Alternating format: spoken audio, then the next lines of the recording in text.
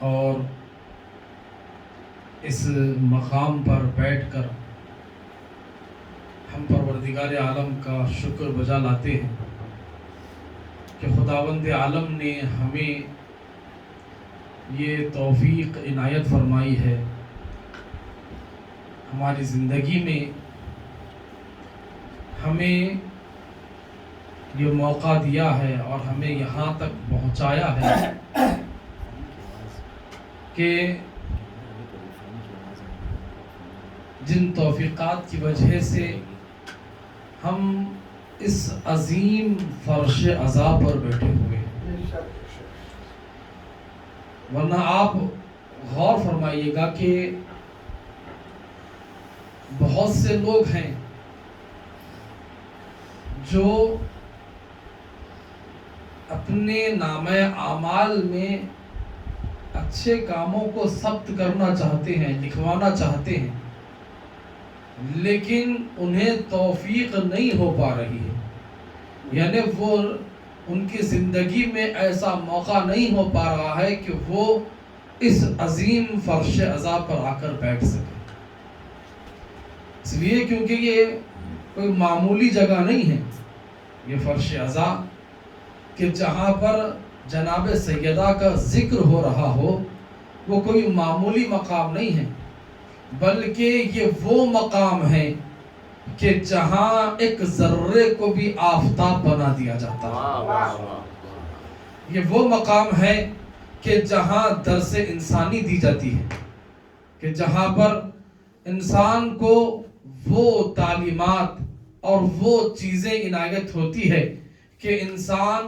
اپنے کمال اور اپنے عروج کے منزلوں کو طے کرتے ہوئے بلندیوں کی طرف جاتا ہے اور وہ تقرب الہی حاصل کرتا ہے، وہ اللہ کی قربت حاصل کرتا ہے کہ اس عمل کی وجہ سے کہ کوئی دوسرا عمل اس عمل کے مقابلے میں خدا سے اتنا زیادہ اور اتنی جلدی نزدیک کرنے والا اور کوئی بھی عمل نہیں، اور اس کا احساس شاید ہمیں اس دنیا میں رہتے ہوئے نہ ہو، لیکن جب قیامت اور آخرت کا دن ہوگا، جب میدان محشر ہوگا اور جب ہر ایک کا نامہ اعمال اس کے ہاتھوں میں دیا جائے گا، اور جب انسان یعنی ہم سب جب اس مجلس میں شرکت کا ثواب اور اس کی جزا کو جب اپنے نامہ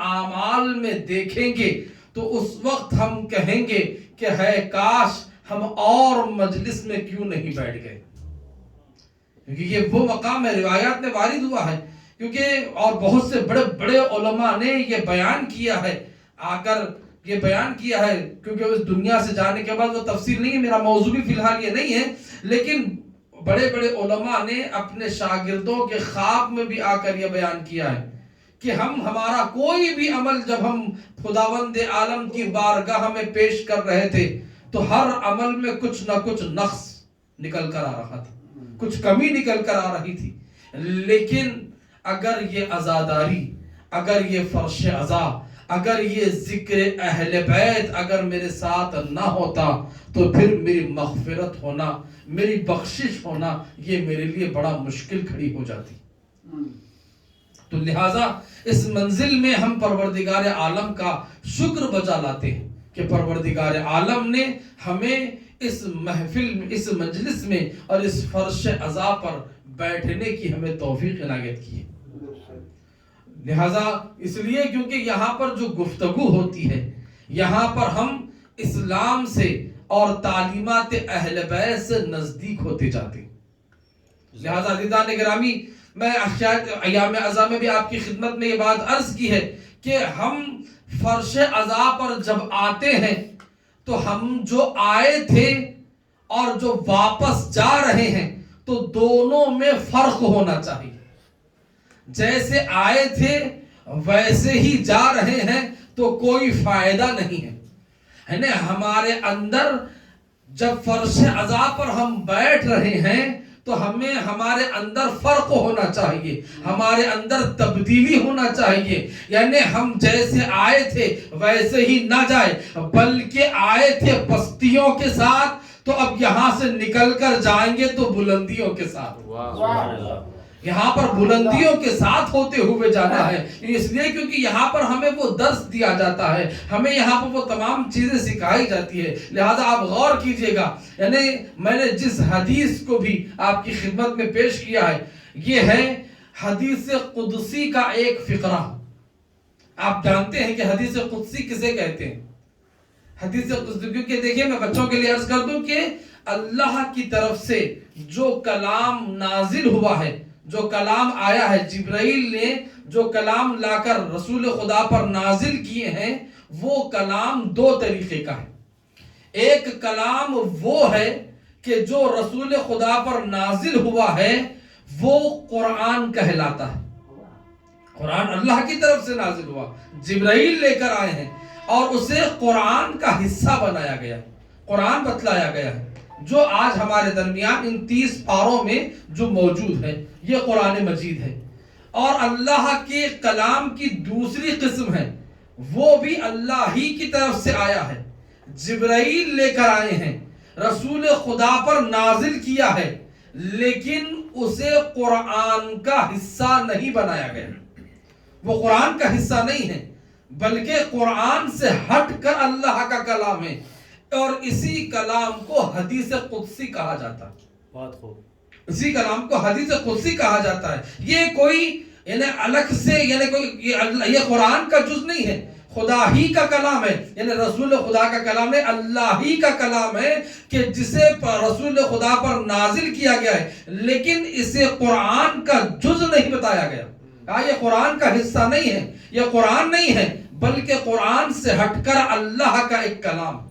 اور انہی کلام میں سے یہ جو میں نے آپ کے سامنے تلاوت کی ہے کہ یا احمد لولاک لما خلقت الافلاک، توجہ کیجئے گا، اس لیے کیونکہ یہ مشکل کلاموں میں سے ایک کلام ہے، یعنی مشکل احادیث میں سے ایک حدیث ہے. شاید آپ نے کئی مرتبہ اسے سنا بھی ہو کہ اے میرے حبیب، اے میرے احمد، اگر آپ نہ ہوتے تو میں یہ زمین اور آسمان کو پیدا نہیں کرتا.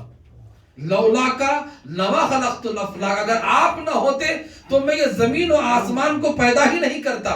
یعنی یہ جو ساری کائنات خلق کی گئی ہے یہ رسول خدا کے صدقے میں خلق کی گئی. اگر رسول خدا نہ ہوتے تو گویا اگر آپ نہ ہوتے تو میں اس زمین و آسمان کو خلق ہی نہ کرتا، میں کسی بھی چیز کو خلق نہ کرتا. میں نے یہ تمام چیزیں اس لیے خلق کی ہے کیونکہ مجھے آپ کو خلق کرنا تھا، کیونکہ مجھے آپ کو خلق کرنا تھا. یعنی دیکھیں یہ تمام انتظامات جو ہے، یہ جو آسمان، یہ زمین، یہ تمام چیزیں، یہ جتنی چیزیں ہمیں دکھائی دے رہی ہے، یہ ساری چیزیں اس لیے پیدا کی گئی ہے تاکہ رسول خدا کو خلق کرنا تھا. جیسے کہ مثال کے طور پر اگر ہم کہیں پر ایک میٹنگ رکھیں یا جلسہ رکھیں اور وہاں پر اس ایریے کے لیڈر کو بلایا جائے، بڑے آدمی کو بلایا جائے، کہا وہاں پر بھائی کیا کیا گیا، ایک بہت بڑا اسٹیج بنایا گیا ہے، لائٹ لگائی گئی ہے، اس کو سجایا گیا ہے وہاں پر، اور کرسیاں لگائی گئی ہیں اور تمام لوگوں کو دعوت دی گئی ہے. کہا کہ جناب جب آنے والے آئے اور آنے کے بعد جب دیکھا تو کہا بہترین انتظام ہے، کہا لائٹ لگائی گئی ہے، اتنا کرسیاں لگائی گئی اور بہترین اسٹیج لگایا گیا ہے. تو ہم نے بڑھ کے کہا کہ بھائی یہ سارا انتظام ہم نے آپ کے لیے کیا، اگر آپ آنے والے ہیں لہذا ہم نے یہ انتظام کیا. اگر آپ آنے والے نہ ہوتے تو یہ انتظام بھی نہیں ہوتا. توجہ کیجئے گا، بس میں آپ کو ایک منزل پر لے جانا چاہتا ہوں، تھوڑا غور کیجئے گا، تھوڑی سی توجہ کیجئے گا کہ یہ سارا انتظام جو ہے یہ آپ ہی کے لیے ہے. اگر آپ نہ آنے والے نہ ہوتے، نہ یہ لائٹ لگتی، نہ یہ اسٹیج بنایا جاتا، نہ یہ کرسیاں ہوتے، نہ ان لوگوں کو دعوت دی جاتی. یہ تمام کے تمام انتظامات آپ ہی کے لیے ہے. جو اگر آپ درمیان سے ہٹ جائیں تو پھر یہ انتظامات بھی کچھ نہیں ہونے والے، یہ تمام انتظامات بیکار ہے. یعنی خداوند عالم کیا ارشاد فرمانا چاہتا ہے، کیا پروردگار عالم کیا کہنا چاہتا ہے کہ اے میرے حبیب حبیب اگر آپ نہ ہوتے تو میں افلاک کو خلق نہ کرتا، میں کائنات کو خلق نہ کرتا. یعنی کیا مطلب؟ یعنی اس کا مطلب یہ ہے کہ اگر حبیب خدا کے بغیر یہ دنیا کو خداوند عالم خلق کر دیتا تو یہ دنیا کا خلق کرنا بیکار ہو جاتا. نعرہ حیدری، یا علی، نعرہ خیبری، یا علی، نعرہ بوذری، یا علی، نعرہ شیعتی، یا علی، سلوات باوز بلندتر سلوات. اللہم صلی علی محمد و آل محمد. یعنی اگر دیکھیں اگر ساری کائنات اگر خلق ہو جاتی اور رسول خدا اس دنیا میں نہ آتی تو پھر یہ ساری خلقت تمام مخلوقات بیکار ہو جاتے. یعنی کسی بھی چیز کا کوئی فائدہ ہی نہیں ہوتا رسول خدا کے بغیر. اب رسول یہ تمام چیزوں کا توجہ کیجئے گا، ایک جملہ کہنا چاہتا ہوں. ہر چیز کے خلق ہونے کا، پیدا ہونے کا مقصد پورا ہوتا ہے رسول خدا کے وجود کی وجہ سے. رسول خدا کے وجود کی وجہ سے یہ تمام مخلوقات، یہ تمام دنیا کی ایک ایک ذرے کا مقصد جو پورا ہو رہا ہے وہ رسول خدا کی وجہ سے. اے میرے حبیب اگر آپ نہ ہوتے تو یہ تمام چیزیں بیکار تھی. یعنی آپ ہے تو لہذا ہر چیز کا مقصد پورا ہونے والا ہے. یہاں پر کلام ختم نہیں ہوا، یہاں پر خداوند عالم خاموش نہیں ہوا ہے، بلکہ کہہ رہا ہے کہ اے میرے حبیب اگر لولا کا لما خلق الافلاق، اگر آپ نہ ہوتے تو میں دنیا کو خلق نہ کرتا، نہ آسمان کا شامیانہ بناتا، نہ زمین کا فرش بچھاتا، نہ یہ درخت بناتے، نہ یہ دریا میں روانی ہوتی، نہ یہ پھولوں میں خوشبو ہوتی، نہ یہ چرند ہوتے، نہ یہ پرند ہوتے. یہ تمام چیزیں اس لیے ہیں کیونکہ میں نے آپ کو خلق کیا ہے. اور پھر آگے فرمایا لولا علی لما خلقتو کا، اگر علی کو خلق نہ ہو، اگر علی نہ ہوتے تو پھر آپ کو بھی خلق نہ کرتا. اگر علی لولا علی لولا علی لما خلقتو کا، اگر علی نہ ہوتے تو میں آپ کو بھی خلق نہ کرتا. عزیزان گرامی ذرا سوچئے گا، بڑی نازک مرحلہ ہے. یعنی جہاں کسی میں زبان میں جرأت ہے کہ یہ کہہ دے کہ اگر علی خلق نہ ہوتے تو بیکار خلقت ہو جاتی. یعنی رسول خداوند عالم کہہ رہا ہے کہ یہ کس کا مطلب کیا ہے؟ یعنی کیا کہنا چاہ رہے ہیں کہ اگر علی نہ ہوتے لما خلقتو کا، ہم آپ کو بھی خلق نہ کرتے.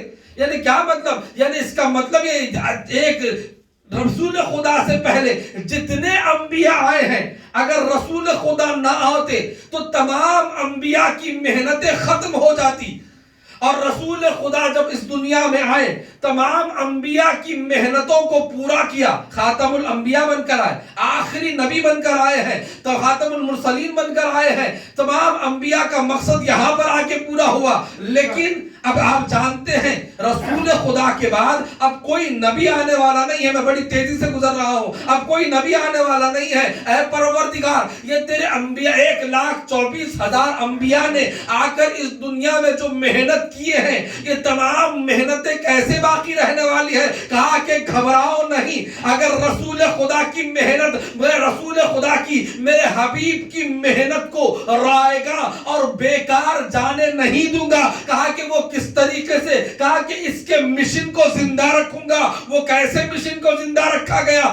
آخری حج پر رسول خدا جب آخری حج کر کے جب واپس ہو رہے تھے تو میدان خم کی منزل پر پہنچے اور کہا کہ اے میرے حبیب وہ اعلان کر دیجئے جو ہم نے آپ کو اعلان کرنے کے لیے کہا تھا، بلغ ما انزل الیک من ربک. کہا کہ عزیزان گرامی اب آپ بتائیے گا، میدان ہے غدیر ہی وہ میدان ہے کہ جس کی وجہ سے، کہ جس کے اعلان کی وجہ سے رسول خدا کی محنتیں بچتی ہیں. باقی ہے اگر تمام محنتیں تو یہی اعلان کی وجہ سے. اور وہ اعلان کیا تھا؟ اپنے ہاتھوں پر علی کو بلند کر کے کہا من کنت مولا ہو فہذا علی مولا.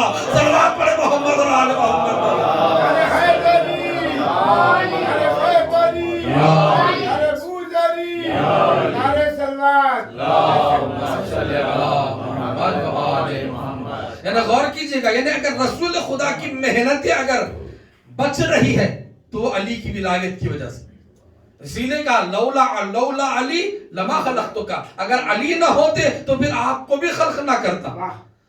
پھر کہتے گرامی پھر منزل یہاں پر اور نہیں رکی، پھر آگے کلام جاتا ہے لولا فاطمہ لما خلقتکما، اور اگر فاطمہ نہ ہوتی تو میں تم دونوں کو خلق نہ کرتا۔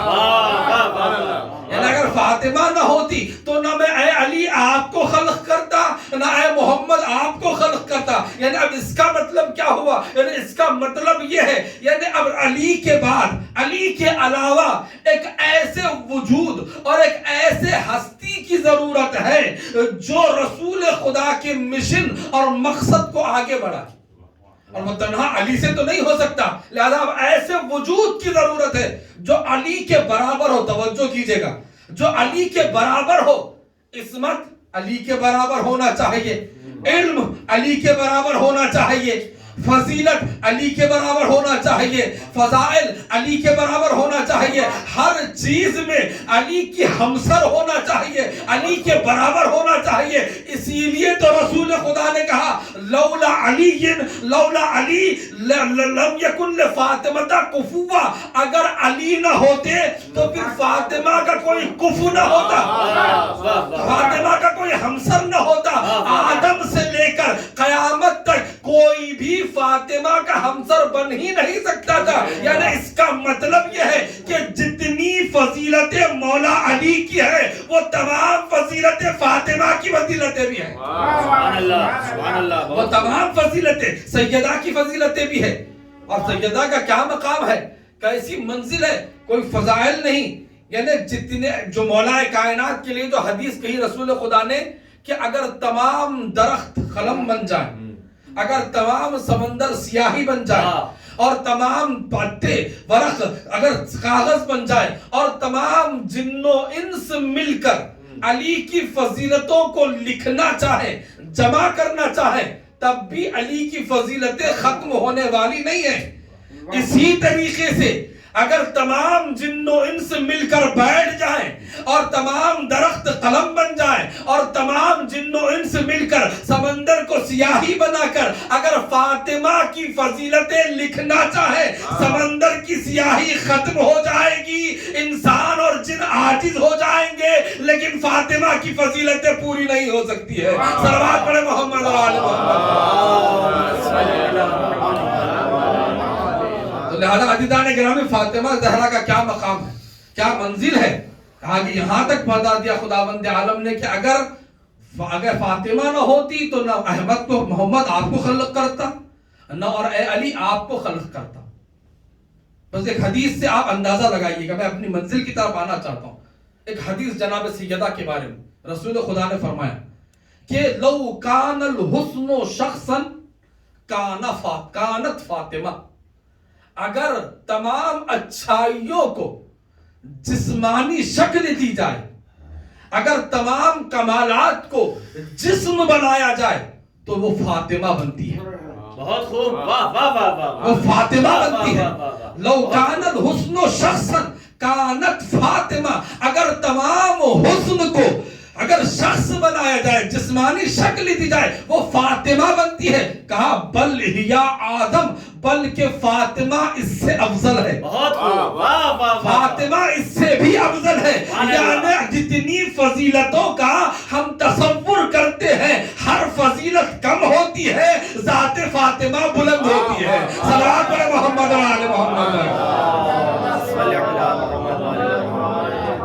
فاطمہ زہرا سیدہ کا وہ مقام ہے کہ اگر سیدہ کس منزل پر ہے کہ اگر تمام کمالات کو اگر دیکھیں، بلکہ مجھے یہ خطابت کے طور پر جملہ کہا جاتا ہے، حقیقت یہی ہے کہ اگر فضیلت بنی ہے تو در فاطمہ پر آ کر، ورنہ فضائل اگر وہ دیکھیں کہ جو چیز اہل بیت سے دور ہے اب وہ فضیلت نہیں رہی، اب وہ فضیلت نہیں رہی۔ اہل بیت سے جو نزدیک نہیں ہے وہ فضیلت بھی نہیں ہے، وہی چیز فضیلت بن سکتی ہے کہ جو در فاطمہ پر آ جائے، ورنہ جو در فاطمہ سے دور ہے وہ فضیلت نہیں ہے۔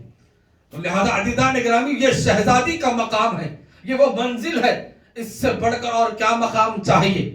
ختم مرتبہ کا یہ مقام ہے کہ اگر آپ کائنات میں جو سب سے افضل ہے وہ انسان مخلوقات میں، اور انسان میں سب سے افضل انبیاء علیہم السلام، اور انبیاء میں سب سے افضل رسول خدا۔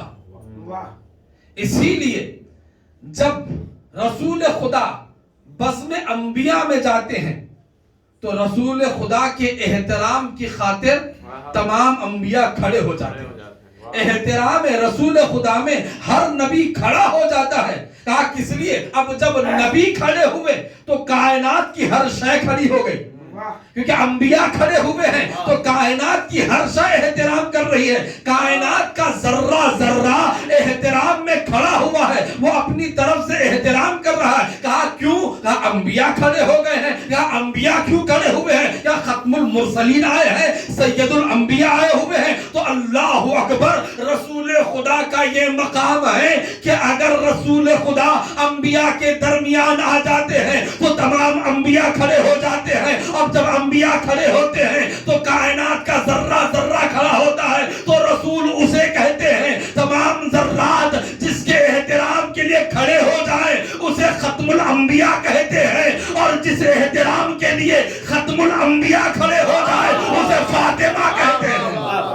صلوات پڑھے محمد و آل محمد پر۔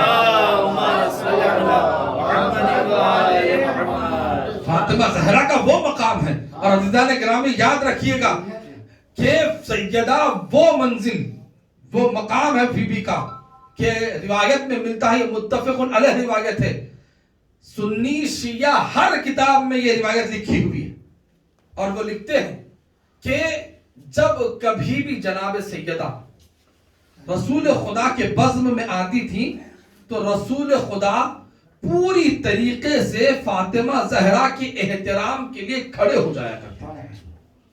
فاطمہ زہرا کے احترام کے لیے کھڑے ہو جاتے تھے۔ ہاں کس لیے کھڑے ہو رہے؟ توجہ فرمائیے گا، آپ بھی اولاد والے ہیں، کئیوں کی بیٹیاں ہوں گی، رسول خدا کس لیے کھڑے ہو رہے ہیں؟ کیا بیٹی کی محبت ہے؟ بیٹی آ رہی ہے اس لیے کھڑے ہو رہے ہیں؟ اگر صرف بیٹی کے آنے کی وجہ سے کھڑے ہوتے، اگر بیٹی کی محبت کی وجہ سے کھڑے ہوتے تو پھر ہر مسلمان کے لیے ضروری ہو جاتا کہ جب کبھی بھی بیٹی اس کے پاس آئے تو بیٹی کے احترام میں کھڑے ہو جاتا۔ اگر بیٹی کی محبت کی وجہ، تو پتا چلا کہ بیٹی کی محبت کی وجہ سے کھڑے نہیں ہو رہے ہیں، بلکہ وہ عظمت ہے۔ دنیا اس عظمت کو نہیں دیکھ رہی ہے، دنیا تو صرف یہ دیکھ رہی ہے کہ ایک بیٹی آ رہی ہے، لیکن رسول خدا اپنی نگاہ رسالت سے دیکھ رہے ہیں کہ صرف میری بیٹی نہیں بلکہ جزء رسالت آ رہی ہے، اور جزء رسالت آ رہی ہے۔ غور کیجئے، آپ اہل علم ہیں، جانتے ہیں، ایک بات آپ کو ظاہر معلوم ہوگی کہ اگر کوئی بڑے منصب والا ہوگا، اگر جس کا منصب پوسٹ اگر کسی کا اگر زیادہ ہے، اس کے لیے ناقص بات ہے کہ جرم تک کہا گیا ہے کہ اپنے نیچے والے کے احترام کے لیے کھڑے ہو جائے۔ جیسے مثال عرض کر دوں اپنے چھوٹے بھائیوں کے لیے، جیسے کوئی جج ہے اور اگر وہ جج بن کر فیصلے کی کرسی پر جا کر بیٹھ جائے، اور ایسے جب فیصلے کی کرسی پر جا کر بیٹھ جاتا ہے، تمام دنیا بین المللی انٹرنیشنل قانون ہے یہ کہ جب جج اپنی جگہ پر جا کر بیٹھ جاتا ہے، اپنی کرسی پر بیٹھ جاتا ہے، اور اگر کسی کے آنے پر احترام کے لیے اگر کوئی جج کھڑا ہو جائے تو پھر ہر حکومت، ہر گورنمنٹ، ہر قانون میں یہ قانون ہے ہر حکومت میں کہ یہ اس کے لیے جرم شمار کیا گیا اور اس کو اس کے پوسٹ سے ختم کر دیا جائے گا۔ کہا کیوں؟ کہا کہ آپ چونکہ عدالت میں بیٹھے ہوئے ہیں، آپ چونکہ جج بن کر بیٹھے ہوئے ہیں، لہذا آپ فی الحال بڑے ہیں، اب کسی کے احترام کے لیے کھڑے نہیں ہونا ہے۔ کھڑے ہونے میں شاید یہ ہو جائے کہ جب وہ کسی کے احترام کے لیے کھڑا ہو جاتا ہے تو پھر یہ ممکن ہے کہ وہ فیصلہ کرنے میں جس کے احترام کے لیے کھڑے ہو رہا ہے فیصلہ اس کی جانب دے دے، یہ ممکن ہے۔ اسی لیے جرم قرار دیا، ایک جج کے لیے جرم قرار دیا گیا ہے۔ کہا کہ ایک جج کے لیے اتنا بڑا احترام، کہا کہ اپنے نیچے والے کے لیے کھڑے نہیں ہو سکتے ہیں، اور رسول خدا کس منصب پر ہیں؟ رسول خدا دنیا کے کوئی منصب اس منصب سے سامنے کچھ نہیں ہے. ناچیز دنیا کے تمام منصب ناچیز ہے, کوئی منصب بڑا نہیں ہے. رسول خدا کائنات کی افضل ترین ذات. اب اگر رسول خدا کسی کے لیے کھڑے ہو رہے ہیں تو اندازہ لگائیے کیا منزل ہے. یا تو رسول اگر کھڑے ہو رہے ہیں تو یا رسول خدا سے, اگر رسول خدا کو کھڑا ہونا ہے تو یا تو رسول خدا سے بڑا آئے یا رسول خدا کے برابر آئے.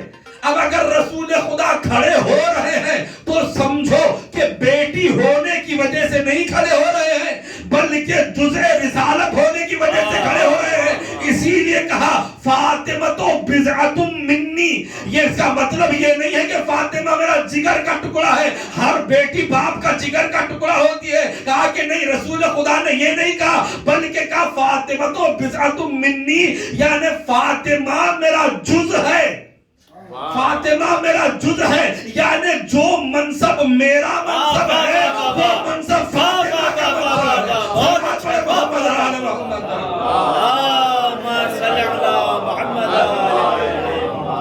بہت خوب. فاطمہ بیٹی نہیں ہے, بیٹی تو ہر ایک کا جگر کا ٹکڑا ہوتی ہے. اس لیے کہا فاطمہ تو بضعۃ منی, بضعہ یعنی جزء رسالت. توجہ کیجیے گا, بس ایک جملہ کہتے ہوئے اس حدیث سے آگے بڑھوں. بضعہ کہتے ہیں یعنی وہ جز کہ جس کے بغیر کل بھی کل نہیں بنتا. بہت خوب. کل بھی کل نہیں بنتا ہے.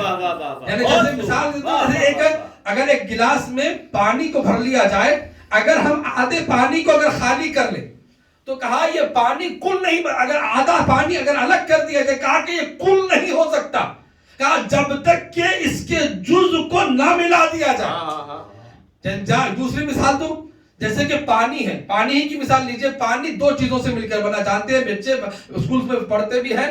کہا کہ پانی دو چیزوں سے مل کے بنا ہے, ایک ہائیڈروجن ایک آکسیجن, دو چیزوں سے مل کے بنا ہے. اگر ایک کو اگر کم کر لیا جائے تو پھر پانی پانی رہے گا. کہا کہ نہیں, یعنی پانی کو اپنی کل کی منزل پر پہنچنے کے لیے اگر آکسیجن بھی ملنا پڑے گا, ہائیڈروجن بھی ملنا پڑے گا. اگر کسی ایک چیز کو اگر الگ کر دیا جائے تو پھر وہ پانی پانی نہیں رہتا ہے.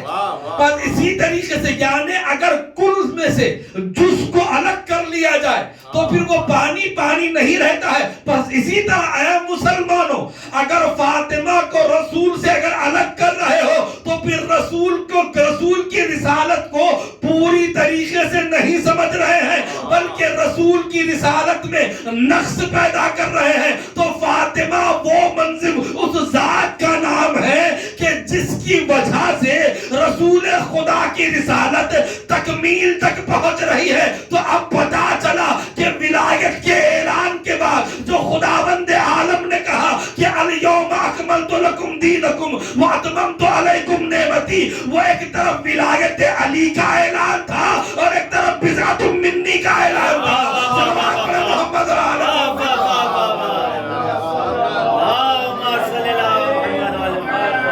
ایک اور بآواز بلند صلوات پڑھے محمد.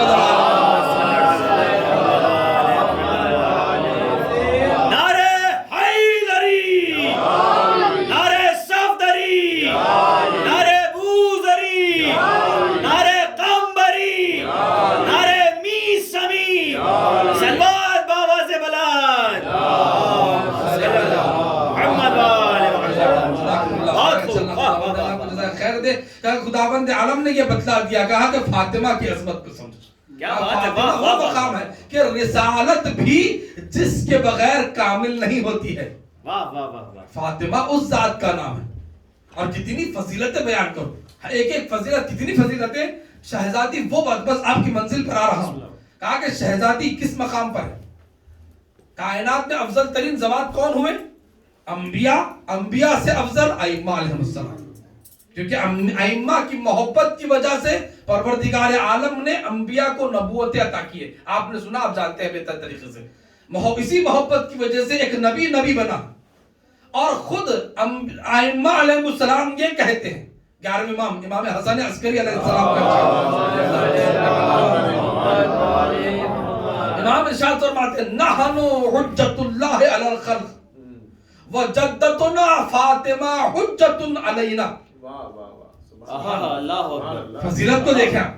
11ویں امام کیا فرماتے ہیں کہ ہم تمام امام، ہم تمام ائمہ، تمام مخلوقات پر اللہ کی حجت ہے، اور ہماری جدہ فاطمہ ہم اماموں پر حجت ہے. اللہ اکبر. ایک امام کو دیکھیں تو ایک امام یہ فرما رہے ہیں کہ ہماری جدہ فاطمہ ہم سب پر حجت ہے، اور ہمارا وقت کا امام کیا فرماتا ہے؟ ہمارا وقت کا امام فرماتا ہے کہ فِبْنَتِ رسول اللہ لی اسوۃ حسنہ. کہا امام فرماتے ہیں کہ وقت کا امام فرما رہا ہے کہ میرے لیے رسول خدا کی بیٹی یعنی ہماری جدہ جناب سیدہ کی ذات میں میرے لیے نمونہ عمل ہے، یعنی ایک آئیڈیل ہے ذات فاطمہ. اللہ اکبر. عزیزان گرامی، جو امام تمام کائنات کے لیے آئیڈیل بن رہا ہے، اس امام کے لیے اگر کوئی ذات آئیڈیل بن رہی ہے تو وہ ذات فاطمہ ہے.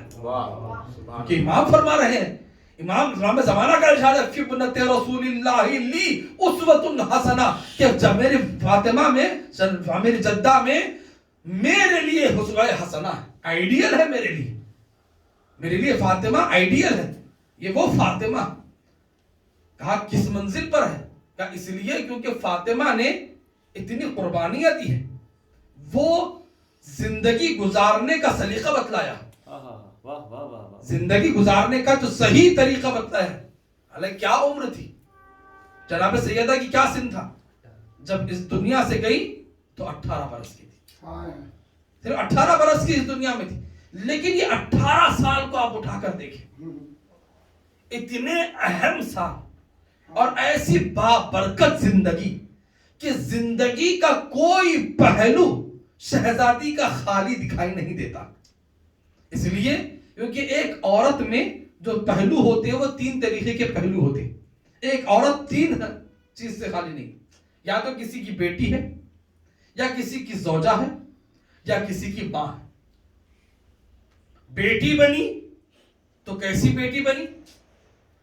بیٹی تو ایسی بیٹی بنی ہے کہ باپ خود یہ فرما رہے ہیں کہ فاطمہ تو ام ابیہا. رسول خدا کے ساتھ، اپنے بابا کے ساتھ شہزادی اس طریقے سے زندگی گزار رہی ہے کہ رسول خدا اپنی بیٹی میں ماں کو دیکھ رہے ہیں.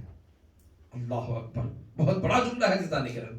رسول خدا، کیونکہ آپ جانتے ہیں کہ رسول خدا جب 5 برس کے سن میں تھے، 5 برس کے تھے، آپ کی والدہ کا انتقال ہو گیا تھا. جناب آمنہ کا انتقال رسول خدا بچپنے میں 5 برس کے سن میں جناب آمنہ کا انتقال ہو گیا تھا. ماں کو زیادہ نہیں دیکھا. لیکن جب بیٹی ہوئی، لیکن بیٹی اپنے بابا کے ساتھ ایسے زندگی گزار رہی ہے کہ بابا یہ کہہ رہے ہیں کہ فاطمہ تو ام ابیہا، کہ فاطمہ اپنے باپ کی ماں ہے. کیوں کہا؟ رسول خدا نے کس لیے کہا ہے؟ توجہ کریں.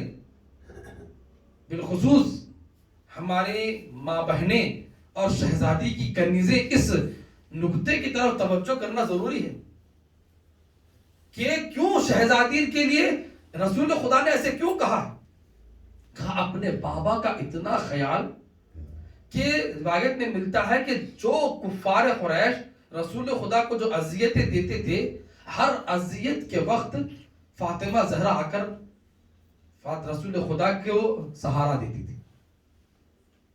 رسول خدا پر لا کر غلاظتیں لا کر ڈالی جا رہی ہے. آپ جانتے ہیں کہ رسول خدا جب مکے سے گزرتے تھے تو لوگ کفار قریش آ کر جانور کی جو غلاظت ہوتی تھی اس غلاظت کو لا کر رسول خدا پر ڈالتے تھے.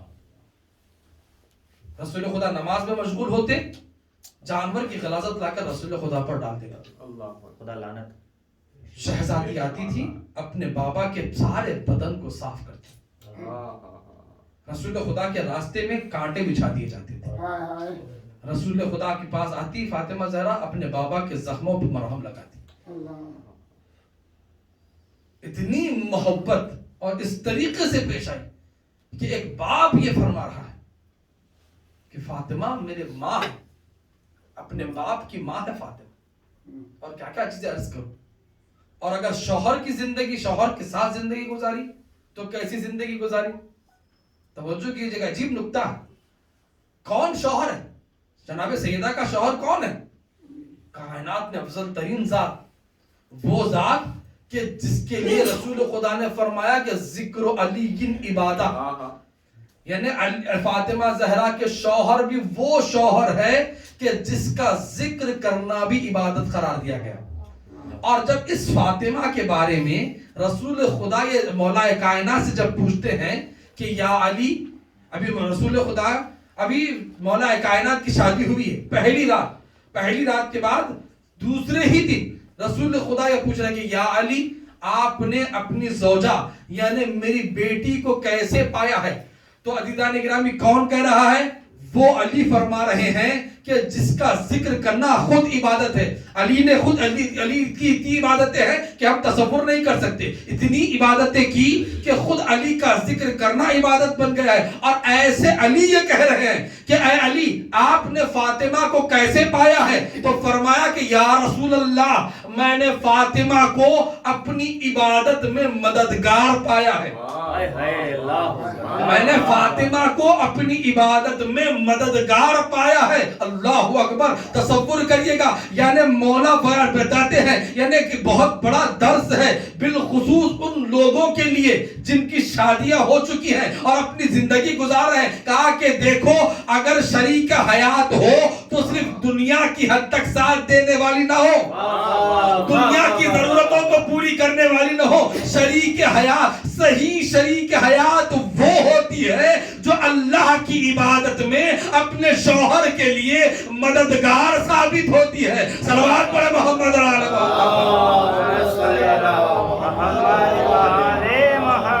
اور کیجئے گا. یعنی امام نے بیان فرمایا یعنی شریک حیات ہو تو کیسی ہو، بیوی ہو تو کیسی ہو. بیوی کا مطلب یہ نہیں کہ صرف ظاہری دنیا کی ضرورتوں کو پورا کیا جا رہا، نہیں. شریک حیات ہو تو ایسی ہو کہ اپنے شوہر کے لیے عبادت میں مددگار ثابت. اور ایسے کئی واقعات ہیں، کئی ایسے واقعات ہیں، لیکن وہ تمام چیزوں کو چھوڑتے ہوئے. لیکن دوسری طرف آپ دیکھیں کہیں یہ نہ ہو کہ میری ماں بہن نے یہ کہے کہ آپ نے صرف ہمیں ہی بتایا، مردوں کو تو کچھ نہیں کہا. آگے نہیں، دوسری طرف دیکھیں، ایک طرف سے زندگی اچھی نہیں ہو سکتی. جب دونوں برابر ہوں گے اسی وقت ایک کامیاب زندگی بن سکتی ہے. واہ. اگر ہم کہیں کہ بھئی ہم تو مرد ہیں، ہاں کہ نہیں، مرد کا مطلب یہ نہیں کہ کسی کو دبایا جائے. ماحول یہی ہو چکا، شریک حیات بن کے آئی، زوجہ بن کے آئی، تو اس کا مطلب یہ نہیں ہے کہ ہم اس کو کنیز کی طرح اس کے ساتھ برتاؤ کریں. شریک حیات ہے، ہمسر ہے، تمہارے ساتھ برابر زندگی گزارنے کے لیے آئی ہے. اور مولا کائنات کا کیا طریقہ تھا؟ مولا کائنات کا طریقہ کیا تھا؟ رسول خدا ایک مرتبہ شہزادی کے گھر میں داخل ہوئے. جیسے ہی گھر میں آئے تو کیا دیکھا؟ ہم ہمیشہ کیا سنتے ہیں مولا کے بارے میں؟ ہم ہمیشہ یہی سنتے ہیں مولا کے ہاتھ میں ذوالفقار ہے، مولا نے اپنے دونوں ہاتھوں سے در خیبر کو اکھاڑ لیا ہے، مولا نے اتنوں کو قتل کر دیا ہے، ان کو واصل جہنم کے. لیکن ہم علی کی زندگی کو صرف میدان ہی کی حد تک پہچانے. لیکن ذرا آ کر دیکھیں گھر میں بھی علی کی زندگی کیسے زندگی ہے. مولا نے یوں ہی نہیں کہہ دیا فزت ورب الکعبہ. توجہ کیجئے گا، میری زندگی کامیاب ہے. علی خدا رب کعبہ کی قسم، علی کی زندگی کامیاب ہے. مولا نے کیوں کہا ہے؟ کیا میدان ہی وجہ سے نہیں، علی کی ہر پہلو، زندگی کا ہر پہلو کامیاب پہلو. رسول خدا گھر میں داخل ہوئے. جیسے ہی گھر میں داخل ہوئے تو کیا دیکھا کہ مولا کائنات شہزادی کا ساتھ دینے کے لیے گھر میں دال چن رہے ہیں. دال چن رہے ہیں شہزادی کے ساتھ دینے. ہماری تو کیا مجال، کہا کہ ہم گھر میں کام کریں، ہم تو گھر کے باہر کام کر کے آئے ہیں. گھر میں بعض گھرانے میں تو یہ تک دیکھا گیا ہے کہ گھر میں کھانا کھانے کے بعد سامنے کی پلیٹ نہیں اٹھاتی. کہ ہم اٹھائیں، یہ کس کے لیے گھر میں، یہ گھر میں ہم، یہ لوگ کس لیے ہیں؟ کام تو ہم کیسے کریں؟ کہ ہم کام نہیں کریں گے. لیکن نہیں، علی والوں کی زندگی ایسے نہیں ہوتی. مولا کائنات نے بتلایا کہ نہیں، جہاں پر ایک بڑے مجاہد ہے علی، وہیں پر علی مولا کائنات ایک بہترین شوہر اور ایک بہترین باپ بھی ہے. واہ واہ واہ واہ ایک بہترین شوہر بھی ہے اور ایک بہترین باپ بھی ہے. علی کی زندگی ہر پہلو کا کامل پہلو ہے مولا کائنات کا. پورا ہر پہلو کامل ہے. کہا دیکھا گھر میں اپنے دال کو صاف کر رہے ہیں, رسول خدا نے دیکھا, کہا کہ اے علی جانتے ہو کہ جو مرد گھر میں کام کرتا ہے اس کا گھر میں کام کرنا کئی سال کی عبادت سے اور کئی جہاد سے افضل ہوتا ہے. ایک صلوات پڑھے محمد میں نے اس مقام پہ صلوات اس لیے پڑھے کیونکہ یہ مقام ہے صلوات پڑھنے کا. ایک صلوات اور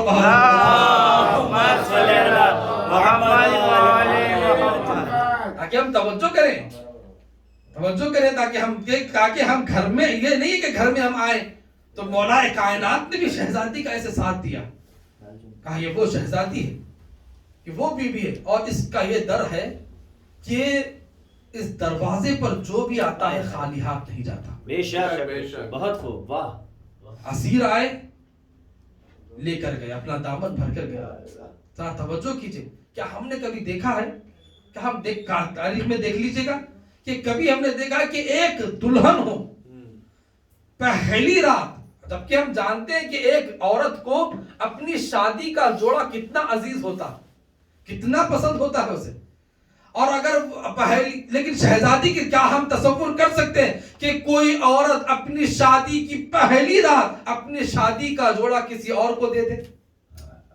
لیکن شہزادی کی زندگی میں ایسے ہوا کہ شادی کی پہلی رات ہے, اپنے بابا کے گھر سے مولا کائنات کے گھر میں آئی ہوئی. سائل آیا, مانگنے والے نے مانگا, اور شہزادی کے پاس کتنے کپڑے ہیں آج کل کے دور کے حساب سے نہیں کہ ایک عورت کے پاس 20-25 جوڑے کی طرح, صرف 2 جوڑے, ایک شادی کا جوڑا اور ایک پرانا جوڑا. اللہ اکبر. تصور کریے ہمارے لیے یہ آنسو بہانے کا مقام ہے. جو کائنات کی شہزادی ہے, جس کے صدقے میں یہ کائنات خلق کی گئی ہے, اس بیوی کے پاس 2 جوڑے, ایک شادی کا جوڑا ایک پرانا جوڑا. سائل نے آ کر مانگا, سائل نے جب آ کے مانگا, شہزادی نے اپنی شادی کا جوڑا اٹھا کر دے دیا. رسول خدا دوسرے دن آئے, دیکھا کہ بچی بیٹی کو دیکھا, ایک باپ اپنی بیٹی کو اس کے سسرال میں دیکھ رہا. ہم کیا تصور لے کر جاتے, اپنے آپ کو بھی کمپیئر کریں, دیکھیں جب ہم اپنی بچی کے گھر میں جاتے تو کیا تصور لے کر جاتے. میری بیٹی ہو تو اچھی سجی سجائی ہو, آرام میں ہو, وہ اچھی لگ رہی ہو. رسول خدا پہنچے, دیکھا تو کیا دیکھا کہ اپنی بیٹی کو پرانا لباس پہنے ہوئے. کہا کہ بیٹی شادی کا جوڑا نہیں پہنا؟ کہا کہ بابا رات کو سائل آیا تھا. آگے بیٹی اپنے شادی کا جوڑا ہی پہلے ہی رات میں اپنا شادی ہی کا جوڑا دے دیا. کہا کہ ہاں بابا اس لیے کیونکہ خداوند عالم نے کہا ہے کہ لن تنالوا البر حتى تنفقوا مما تحبون. کہا کہ نیکی وہ ہو ہی نہیں سکتی ہے, اگر نیکی ہے تو وہی نیکی ہوگی کہ جو تمہیں پسند ہے اسی کو راہ خدا میں دے دو. صلوات پڑھے محمد و آل محمد. شہزادی نے یہ بتلایا, ہم دنیا میں تصور نہیں کر سکتے لیکن شہزادی نے کر کے بتلایا. شادی کی پہلی رات شادی کا پہلا جوڑا دے دیا. اگر کوئی روزے دار ہو, افطار کے لیے بس کچھ کھانا موجود ہو, اور ایسے افطار کرنے بیٹھے ہوں, کوئی مانگنے کے لیے آ جائے اور سارا کھانا اٹھا کر دے دیا جائے, ایسی مثال سوائے فاطمہ اور اس کے گھر میں اور کہیں نہیں دکھائی دے گی کہ افطار کے لیے کچھ موجود نہیں ہے. افطار کے لیے بیٹھے ہیں, سائل نے آ کے کہا کہ اے اہل بیت رسول کیا ہمیں کچھ مل سکتا ہے؟ علی نے اپنے سامنے کی روٹی اٹھا کر دے دی. 1 دن نہیں, 2 دن نہیں, مسلسل 3 دن تک. اور افطار کیسے کیا؟ پانی سے افطار کیا, پانی سے افطار کیا. عزیزان گرامی, میں اس منزل پر رک کر متوجہ کرنا چاہتا ہوں, یہ تمام واقعات ہے کس کے لیے؟ یہ بار بار ہم سنتے ہیں, کس کے لیے سنتے ہیں؟ اہل بیت آئے کس کے لیے؟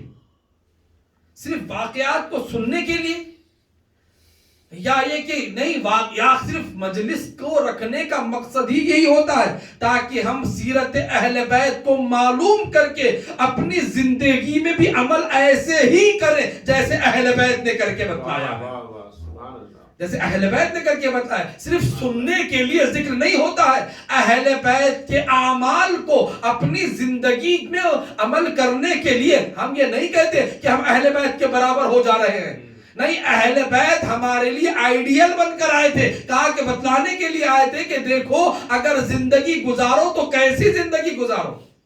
ہم کیسی زندگی گزارتے؟ کیا ہم اپنے غریبوں، مفلسوں اور مستحقین کا خیال رکھتے؟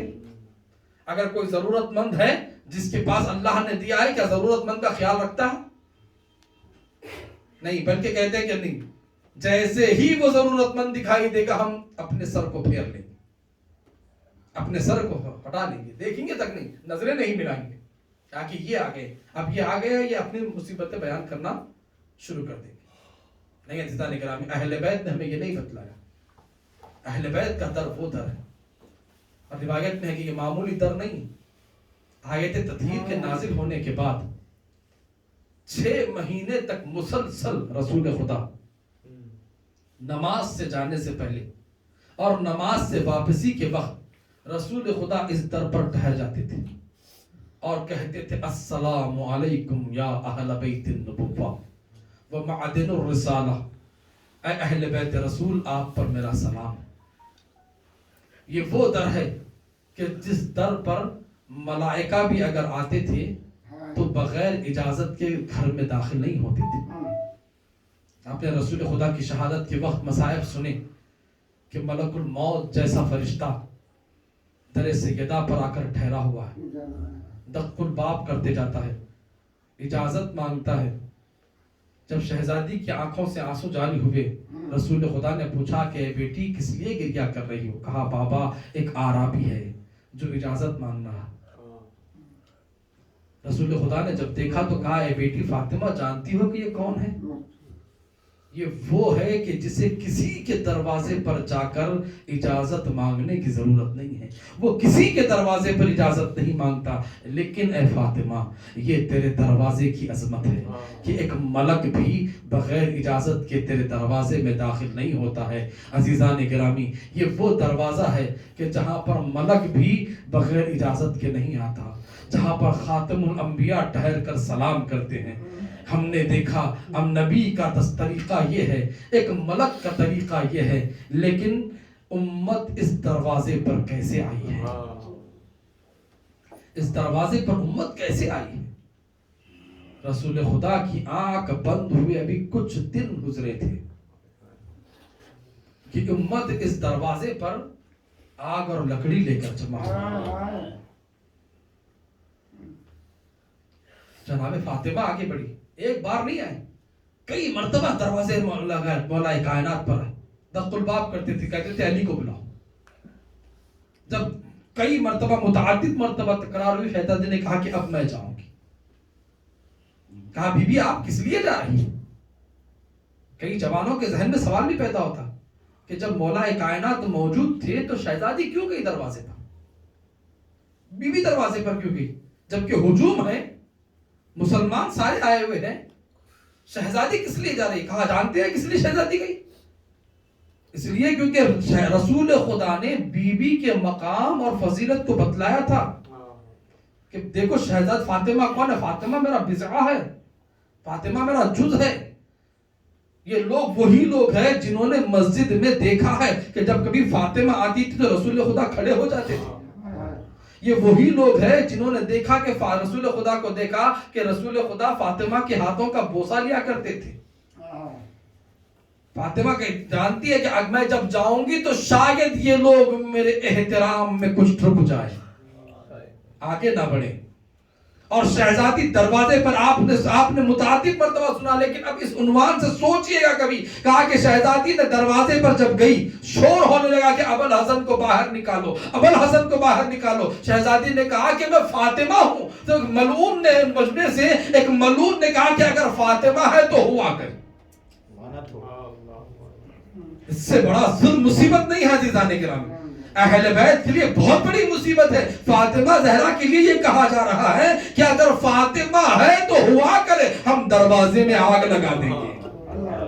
اور کہا ہی نہیں بلکہ دروازے میں آگ لگا دی اور لات مارنے لگے. جب شہزادی نے دیکھا کہ دروازہ ہل رہا ہے تو ایک مرتبہ شہزادی آگے بڑھتی ہے, اپنے دونوں ہاتھوں سے دروازے کو تھاما. ایک ملعون آگے بڑھتا ہے اور شہزادی دروازے پر اس طریقے سے لات ماری کہ شہزادی در و دیوار کے درمیان آ جاتی ہے اور دروازہ گرا اور بی بی در و دیوار کے درمیان آ گئی اور ایک مرتبہ آواز دیتی ہے, یا فضا خذینی, اے فضا مجھے سنبھال لے.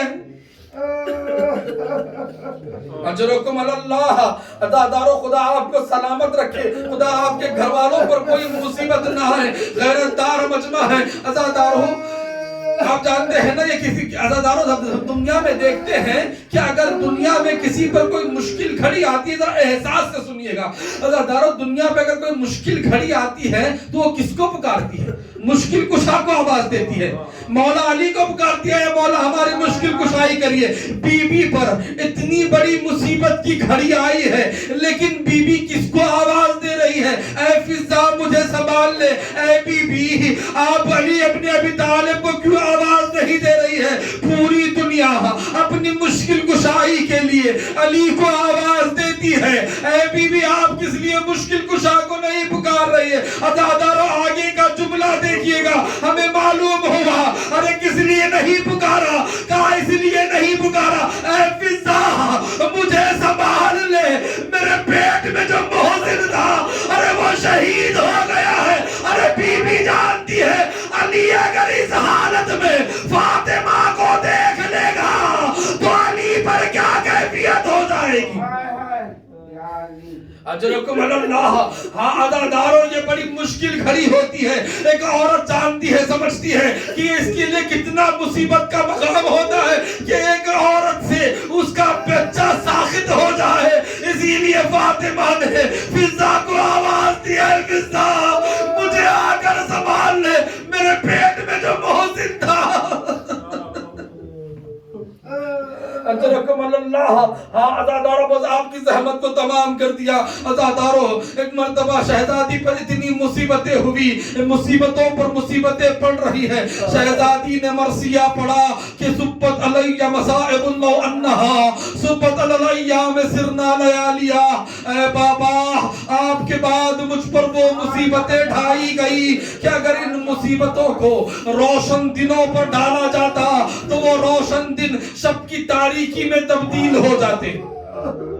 عزادارو جوانو ذرا سوچئے گا شہزادی کیا بیان کرنا چاہتی ہے. عزادارو کیا ہم نے دیکھا ہے کہ کبھی کسی شے کی حقیقت تبدیل ہو گئی ہو؟ دنیا میں ایسا کبھی نہیں ہوتا کہ کسی چیز کی حقیقت تبدیل ہو جائے, کسی کی ماہیت تبدیل نہیں ہو سکتی ہے. یعنی دن اندھیر ہو جائے یہ ہو نہیں سکتا ہے. لیکن بی بی آخر کس مصیبت کی طرف اشارہ کرنا چاہتی ہے, لیکن بتلانا چاہتی ہے کہ دیکھو جس طریقے سے دن میں اندھیرا نہیں ہو سکتا ہے اسی طرح سے کوئی 18 سال کا عصا لے کر نہیں چلتا ہے. اگر کوئی اٹھنا چاہے تو وہ دیوار کا سہارا نہیں لیتا ہے. لیکن اللہ اللہ, ارے بی بی پر کیسی مصیبت کی گھڑی ہے. اب شہزادی اٹھنا چاہتی ہے تو دیوار کا سہارا لے کر اٹھ رہی ہے. جب چلنا چاہتی ہے تو عصا کا سہارا لے کر چلتی ہے. اجرکم اللہ. عزادارو شہزادی پر بڑی مصیبتیں ڈھائی گئی. اتنی مصیبتیں ہوئی کہ شہزادی نے خود وصیت میں فرمایا کہ اے ابو الحسن غسلنی وحنتنی وکفلنی باللیل ودفنی باللیل. اے علی مجھے شب میں غسل دینا, اے علی مجھے شب میں کفن پہنانا. ہاں عزادارو, علی جیسا والی و وارث موجود ہے. علی نے وصیت کے مطابق عمل کیا. ایک مرتبہ وہ منزل بھی آئی کہ تمام جب اپنی وصیت پر عمل کر چکے, ایک مرتبہ شہزادی کے لاشے کو اٹھا کر صحن خانہ میں رکھا. کہا کہ اے بچوں آؤ ماں کا آخری دیدار کر لو. بیویاں آگے بڑھتی ہے, زینب ام کلثوم چھوٹی چھوٹی بچیاں ہیں. ایک مرتبہ ماں کے سامنے آ کر کھڑی ہو گئی. اے اماں آپ جا رہی ہے, خدا حافظ. ایک مرتبہ امام حسن آگے بڑھے، اے اماں آپ جا رہی ہے، نانا کو سلام کہہ دینا، لیکن ایک چھوٹا شہزادہ حسین آگے نہیں بڑھ رہے ہیں۔ ایک مرتبہ مولا آگے بڑھ کر کہتے ہیں، اے میرے لال حسین، کیا ماں کا آخری دیدار نہیں کرو گے؟ کہا کہ اے بابا، مجھے ماں بلاتی تھی تو میں آگے بڑھتا تھا، اب جب تک مجھے ماں نہیں بلائے گی حسین آگے نہیں بڑھے گا۔ ایک مرتبہ بندے کا کفن ٹوٹے، فاطمہ کی آواز آئی، اے میرے لال حسین آجا میرے لال۔